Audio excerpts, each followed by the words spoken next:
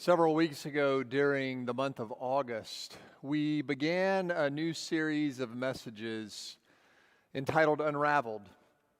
In this time where so much feels different and unfamiliar, we thought that spending a few weeks at the end of summer and leading into fall, being honest about feelings and emotions and the reality of things being different would be good for all of us, and an opportunity for us to be reminded on a weekly basis that even in the midst of it all, God is surely with us. So today we bring that series to a conclusion, and once again, we hear a message of hope, a silver lining. And today that message comes to us through the words of the prophet Jeremiah. Now, let me set the stage a little bit for the particular passage that we'll take a look at this morning. Our setting is the early 6th century BCE. And this particular passage is set at the time not long after many of the people of Israel, including essentially all of its VIPs, its leaders and priests and others, have been taken from Jerusalem to Babylon in captivity to live as exiles. There are some people, and most scholars assume that a lot of the folks who were left behind were those who were of little importance or deemed not worthy by the Babylonians to take into exile. And among those left behind is the prophet Jeremiah. Now, Jeremiah had been prophesying on behalf of the Lord for more than 30 years by this time. He had started in his own words at the beginning of the book of Jeremiah when he was a mere boy. And his message has not always been a particularly popular one. He often has something difficult to say to the people. Now, again, there is always a silver lining of hope in his message, but he's willing to speak the truth. He's willing to tell the folks about some harsh times that will be ahead for them, of consequences for the way in which they have failed to live into their covenant relationship with God.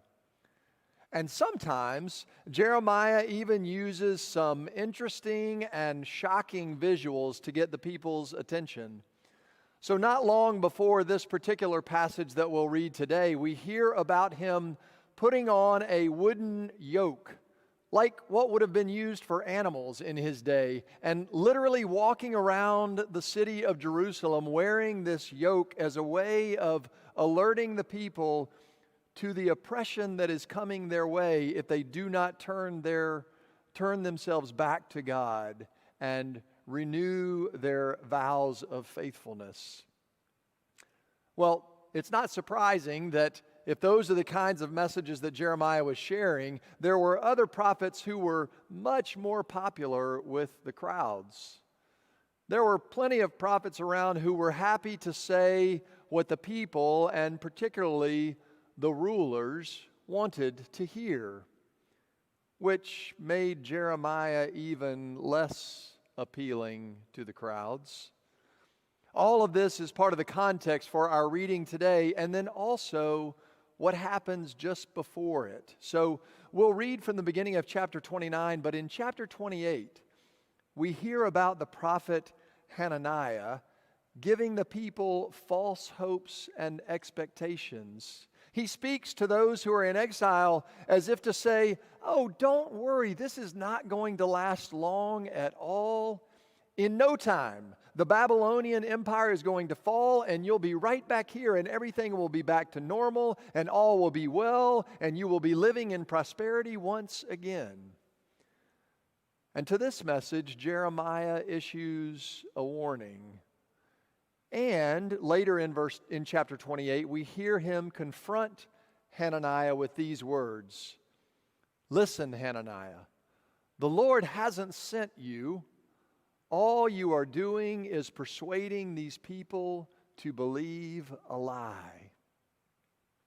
And then, having confronted Hananiah, Jeremiah delivers his own message to the exiles via a letter, which we read about in our passage for today in chapter 29. Hear these words. The prophet Jeremiah sent a letter from Jerusalem to the few surviving elders among the exiles, to the priests and the prophets, and to all the people Nebuchadnezzar had taken to Babylon from Jerusalem. The letter was sent after King Jeconiah, the queen mother, the court officials, the government leaders of Judah and Jerusalem, and the craftsmen and smiths had left Jerusalem. It was delivered to Babylon by Elasah, Shaphan's son, and Gemariah, Hilkiah's son, 2 men dispatched to Babylon's king Nebuchadnezzar by King Zedekiah. And here are the contents of the letter. The Lord of heavenly forces, the God of Israel, proclaims to all the exiles I have carried off from Jerusalem to Babylon, build houses and settle down.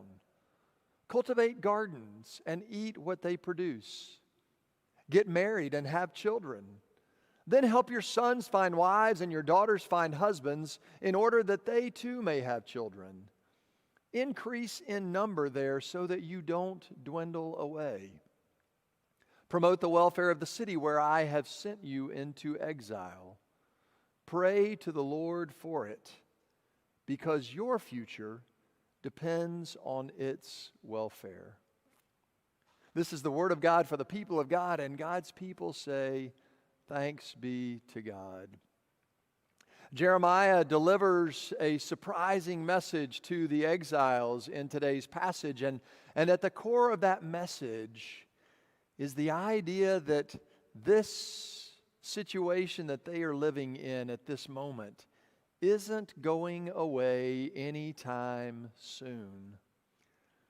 At some level, we can relate to that right now, can't we? As I was thinking about that message from Jeremiah to the exiles, I was thinking back to our early days of living with COVID. How in early to mid-March, we made the decision to close campus and we shifted to online-only worship on March 15th. And as we did, we began to think, well, maybe we can be back in person for Easter. Wouldn't that be great? And then as it became clear that that wouldn't happen, we adjusted our expectations and thought, well, maybe by summertime we will have flattened the curve and things will look better and it will be okay and it will be safe for us to gather at that time. And then as the weeks continued to wane on, and as plans of all sorts were canceled, and as jobs were lost, and as restaurants and businesses closed down, as dreams have been dashed of all kinds, and as hopes have been diminished, we realized this isn't going away anytime soon. This news that Jeremiah delivered to the exiles through his letter is not what the people wanted to hear in their day any more than it would be what we would want to hear in ours. In fact, some scholars agree that likely Psalm 137 is a response or a reaction of those exiles to the message that they get from Jeremiah. That's the psalm where we hear them say, how are we supposed to sing the Lord's song in a strange land? Oh, how we wept when we sat down by the rivers of Babylon. The message that they get today is not the message that they want. It is, however, the one that they need to hear. That's what faithful prophets do, even if it's not popular. And so Jeremiah, in these words that he pens in the letter, is preparing the exiles for the long haul, the really long haul.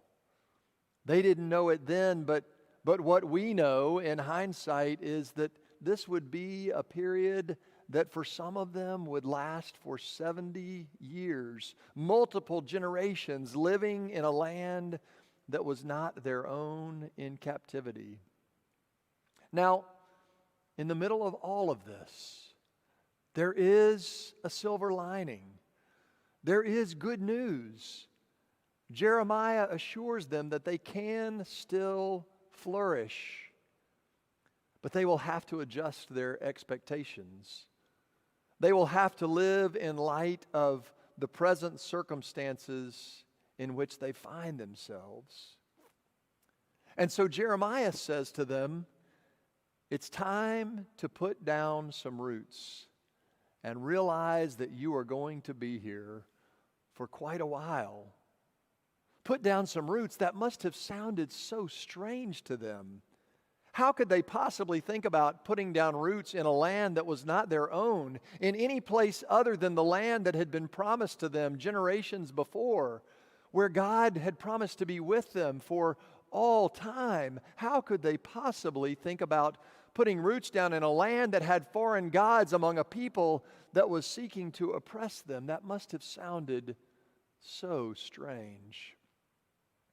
My mind goes back to a time almost 25 years ago when, while certainly not under harsh circumstances like the Israelites in our story today, there was a time of disorientation for me and for Catherine. We were called to go and to be appointed to start a new church in a place that had no familiarity for us. We would go and be two pastors appointed to no people, to an empty land that hopefully one day would flourish. And I remember in those times thinking, this is not what I had in mind. I never had any plans or intentions or desire of living in the southern half of Florida. I'm a Four Seasons kind of guy. I love the change of color in the fall, and I love the crispness in the air as fall changes to winter, and then the blooms coming out at the beginning of spring. I had no intentions of living in a place that was so different from that.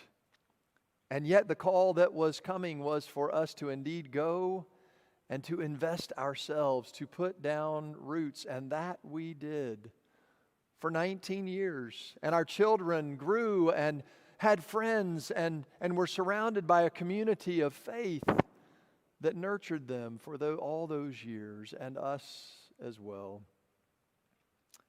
Jeremiah tells the exiles, put down roots right where you are. This is going to last a while. And so he tells them to build houses and to plant gardens, which I think was Jeremiah's way of saying to them, try to experience as much normalcy as you can, even though things are not normal. Then he also says, get married. Still have your marriages. In fact, not only you, but find wives for your sons and find husbands for your daughters and get them married as well, which is not only a way for them to continue to practice as much normalcy as they can, but is also strategic guidance. Because as they have marriages and as they have children, part of what they are doing in this unfamiliar time and place, Jeremiah tells them, is to increase in number so that they will not dwindle away. Then comes the real zinger. In verse 7, the radical news, the radical call that Jeremiah extends to them is to promote the welfare of the city in which they find themselves, to pray for the Babylonians because their own well-being is tied to the well-being of the people of Babylon. This was certainly not news that they would have been planning or expecting to hear. For one thing, this is a radical call to pray in a land that is not their own. Jeremiah is telling them that they don't have to be in Jerusalem. They don't have to be in the temple or in their homes back in that familiar place. The God of Israel has traveled with them and is wherever they are.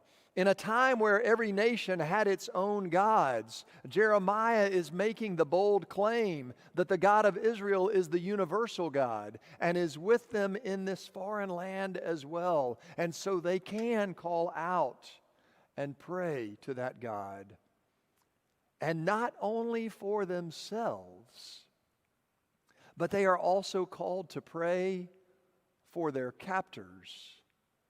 This was like nothing that the people of Israel had ever heard before. In fact, Jeremiah's words here perhaps are the first to anticipate the words that we hear from Jesus later in the Gospels. You have heard it said, love your friends and hate your enemies. But I say to you, love your enemies also, and pray for those who persecute you. Why? Because Jeremiah says to them that their own well-being is tied to the well-being of the Babylonians.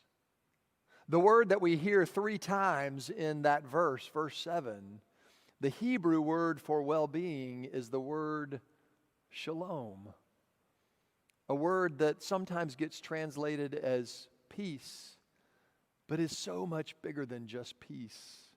It is wholeness. It is wellness. It is well-being. It is a recognition of an existence where all is well for all. What if we saw our own well-being today tied to the well-being of others, even the well-being of those that we don't like very well? In the year 1967, the Albanian government declared itself an atheist nation and shut down the church in that country. It became illegal to gather as the church, and the existing church buildings, many of them were converted into some other purpose for national agenda, and many of them were also destroyed. But that didn't stop Marika Siko and her sister Dimitra from gathering a small group of the faithful to worship with hope.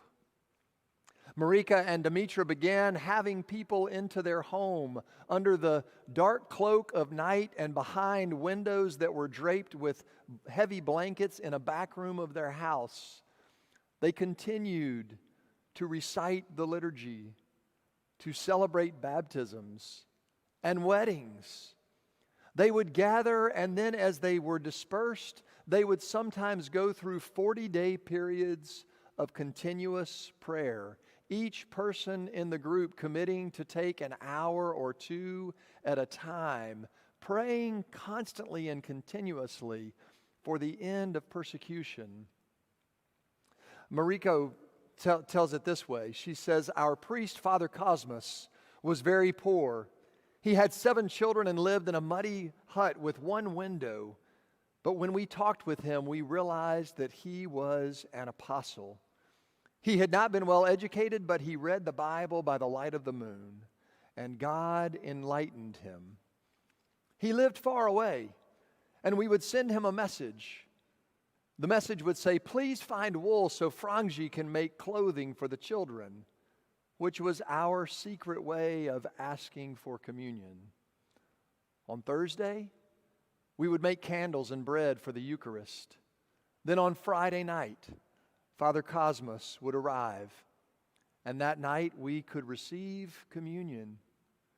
He came to Corca 5 or 6 times every year for 23 years, from 1967 to 1990. This is how we lived. There was not one church open in all of Albania during that time. And then, in 1990, the church was opened again and allowed to gather. And in 1991, Anastasios, a bishop from Greece, was appointed to be the bishop of the Orthodox Church of Albania. And it became clear when he accepted that role and that responsibility that he would be a bishop not just for those who had continued to gather faithfully during those 23 years, but for all of Albania. In fact, his title became known as the Archbishop of Tirana and all atheists. You see, he acknowledged the importance of seeking and praying for the well-being of everyone. He puts it this way: for us, each person is a brother or a sister. We don't have enemies. If others want to see us as enemies, it is their choice. But we have no enemies. We refuse to punish those who punished us. The oil of religion should be used to soothe and heal the wounds of others, not to ignite the fires of hatred. What a powerful witness for the church to have. And today, almost 20 years later, there are over 900 thriving parishes of the church in Albania and over 500,000 members. Jeremiah calls us today, just like he called the exiles in their time of captivity, just like they called Marika Siko and her sister and others in their time of banishment. Jeremiah calls us to live the life that is right in front of us and to do it with the confidence that God is with us. What a timely message for us today. In these days of COVID, in these days of a new awakening to the racism that is all around us, in these days of political division, in these days that are so strange and unfamiliar and at times feel like things are unraveling, we hear this message to hang on and to have hope. You know, it's a few verses after this that, as Jeremiah's letter continues, we hear what is perhaps the most familiar verse of all of his writing. You know that one where he says, "I know the plans that I have for you. Plans not to harm you, but for you to prosper and to have a future with hope." What a powerful verse in the context of the rest of the letter and in the context of the experience that the exiles were having.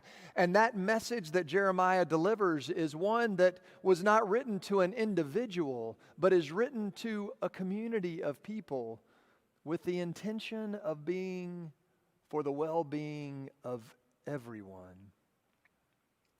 Keep on living, Jeremiah says. Don't give up hope. And in the meantime, what if we were to see our own well-being as intimately tied to the well-being of others? Are we willing to pursue shalom not only for ourselves, but for all persons?